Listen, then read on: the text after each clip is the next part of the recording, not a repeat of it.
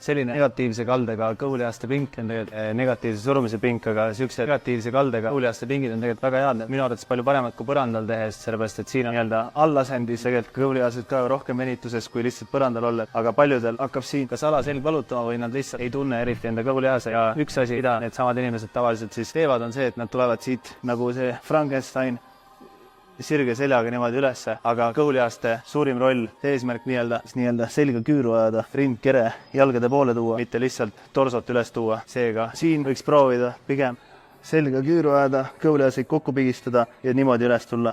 Ehk siis ürita all kõhulihaseid venitada ja üles tulles kõhulihaseid kokku pigistama, mitte lihtsalt sirge seljaga üles tulema. Mõnel inimesel see toimib väga hästi, tunneb väga hästi kõhulihaseid ja selg ei ole enam valus. Kui sul selg veel edasi valutab, siis proovi aru saada, võib-olla kui sa piirad enda liikumisulatust kuskile poole peale vaid, võib-olla siis saad rahulikult pumbata enda kõhulihased ilma, et sul hakkaks selg valutama. Loodetavasti see aitab sul kõhulihaseid tunda, mitte alaselga. Edu!